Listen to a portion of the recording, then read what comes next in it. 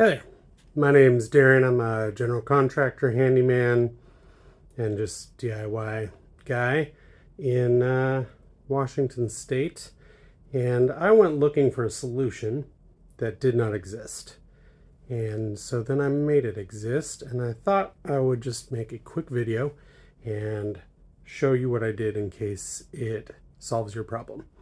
Couple disclaimers. I am not a content creator. I know there's a lot of really great content out there. I have learned a lot from a lot of guys on YouTube and whatnot. This is not one of those. It's probably going to be shaky. The edits are probably going to suck. I don't have any fun music. I am literally just showing you what I did in case it'll help you with routing straight lines in when you don't have a perfect setup. So this is my shop. It's not large. It's just this teeny little 15 by like 30 little extra garage in my house. And I've been working on building the Ron Palk smart toolbox, basically out of a 10 by 6 trailer that I picked up for my business. So that requires a lot of datoing. Now, because I'm a mostly on-site small remod contractor, I don't have a cabinet saw. I have the DeWalt table saw. That's the 60 volt table saw. It's great. I love it, except that it can't take a dado stack. So I can't run any of my dados on the table saw. In addition, I don't have a track saw. I have the Kreg Accu-Cut system. This rail right here. So I've been using that with my circular saw to break down my big sheets and then run them through my table saw, yada yada. That's not what we're talking about. We're talking about using my router to cut dados into all this stuff that the Palk stuff calls for. So because I have the Accu-Cut with Kreg, that's my rail system. There's no adapters. Kreg doesn't make one. Other people don't make them.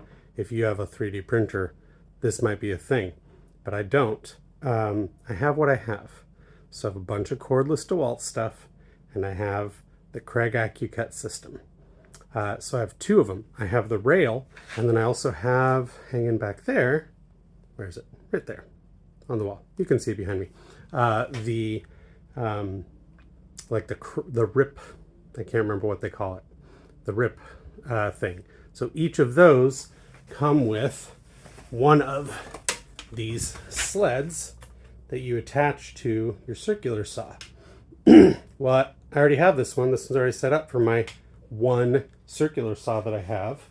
The Flex Volt Advantage 20 or 60 volt DeWalt circular saw. I don't need another one. That one's already set up for it. But they both came with one. So now I have a spare sled. And needed a router sled for my Kreg system. So here's what I did.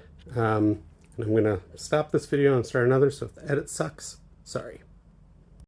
So here you go. I am almost done setting up for this particular channel I'm going to cut. This is actually 8 cabinet sides for the Palk drawer bases. And they have channels cut in them that the drawers slide in. So what I did is I just lined them all up because the channels are all cut at the same edge, same distance off the main edge. So I lined them all up, screwed them all to some 2x4s because who cares what they look like.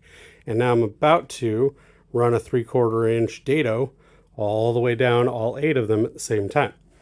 Down my nice Accu-Cut with the XL extension that I've nicked and cut up like crazy.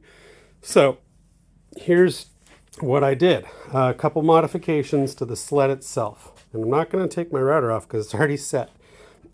First, you have to flip this plate over. It's set up to kind of, most circular saws have like a little bit of an incline on the front of their base. And the other side of this has that incline to make sure that when you clamp it down, it doesn't like pivot the lever the saw up. So first you have to flip this gray piece over right here. You just pop it up with a Phillips or a flathead screwdriver, flip it over, stick it back down, or you can just take it out entirely. It is not necessary. There's also usually a handle right here. You can see it on my other thing, my other sled. So this handle is for locking onto the rip cut system that was behind me. It doesn't, you don't use it on the Accu-Cut, but I just leave mine on there because I use this sled for both systems. All right, with my circular saw. So I took that off. Took a little bit of doing, but it was easy enough. These two are both superfluous little guides. I just left them on, I don't care. And then usually this little clamp here is here, so I moved it over. Now you're gonna have to work with this a little bit because I've got the little DeWalt trim router here. And so with that, it has this nice extra bit on its base. So what that does is it gives you a great place to clamp these guys down. You'll also notice I got rid of those stupid set screws that they use here, and I went to my local screw store. This was not Home Depot. They did not have these. And I just took them in the set screw, and they gave me 4 of these little wing nut screws, which were awesome. I put 2 on the other sled, and I put 2 on this sled, and now I don't have to bust out a tool every time I want to clamp my tools back and forth because I take them on and off pretty regularly. That's also really important on this one because depending on the size of your router bit, so here's my 3/4 inch bit that's on there, because the way that this is set up is it's a set distance from these channels here, which run on these tracks here, right? And so depending on the size of this, you need to move it back and forth. Sorry, the focus sucks there. You have to move it left or right so that it rides just past your guide. So let me talk more about the modifications of the sled, but basically you need to be able to use these set screws and ever so slightly move this that way or this way to make sure that your router bit isn't just going to eat up your Accu-Cut, which I've gotten it wrong several times in the midst of this project. Then you get nice little blue shavings. Maybe you got to dial the other stuff back in, which is frustrating and annoying, but here we are. So, so that's real nice. The other thing that I did was just kind of gave myself some cheat references here. They haven't been super accurate, but that's my 3/4. This one's for half, and this one's for 1/4. So it moves closer to the rail as you get smaller bits. Obviously, if you're doing 1/8, you just kind of eyeball in between. But what I've been doing, well, I'm going to keep talking about the sled. Sorry, carry on here. So the only other modification I did to the sled when I first did it, you already saw the modification, but I'm going to tell you about it now. When I first did it, I set it on here, and the weight of the router is mostly off of the track.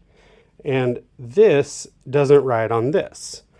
So what you saw is I had a couple of scraps that I just used double-sided tape.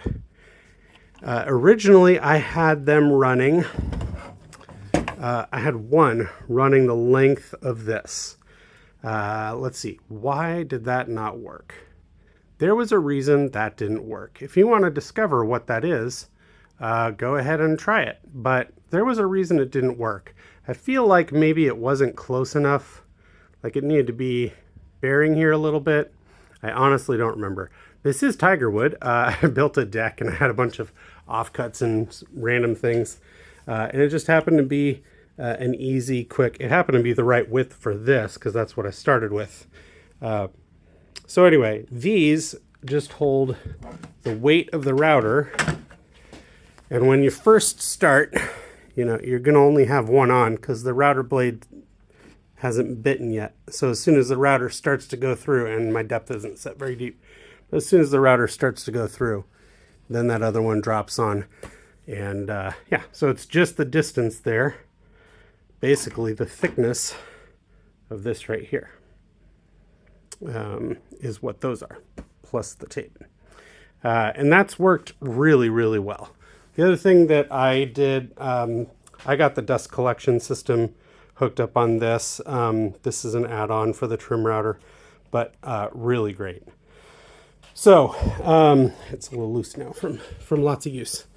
So then the last thing, and if you don't have clamps for your track, definitely recommended for this. There's a lot, you're doing a lot of pushing. You have to keep this pushed left because there's just a little bit of play in this sled. So you have to keep it pushed. I keep it pushed left into the track. I guess you could also push it right. It doesn't really matter. And then pushing down. And so these clamps I picked up, I got them from Amazon for like 12 bucks. I think they're Wen, W-E-N. They're cheap. The first set came in, was broken. They don't work great, but they work. They're fine. I did have to grind one or file one just a little bit to get it to fit in here. But I think any old T-track clamp will work. I just am cheap right now. So, and you can see my table saw in the background here because I'm using my table saw table here, my runoff table for this whole setup. So the last thing in setup, well, there's two more things in setup. First is making sure that you have that plate the right distance, this clamped in the right location. And so what I've been doing without a battery in my router is just spinning my router blade till it's just barely clearing the track. I know it's hard to see. And then holding it firmly forward and making sure that it's where I want it. Just tighten these two down. Don't over tighten or you're going to flex your sled, but just enough. And then the last bit with this setup is just setting the depth to whatever depth you want to cut your dado. So for me, that's unclipping this and spinning this to lower my router in. Obviously, if you have a different router, you're going to have to do it a little different. One other modification I had to make to the sled was this little cutout here. I just did it with a metal saw on my jigsaw. It was just to get clearance for whatever blade I was going to, or whatever router bit I was going to be putting in this thing. So it's not pretty, but it has really worked well. I did these, which are part of the cubby system, the same way. I clamped them all, or I screwed them all together, but outside on some sawhorses. And you'll see I did over 8-foot dados every 2 inches on a 5-foot long thing. So and it worked great. So that's the router sled for the Kreg Accu-Cut.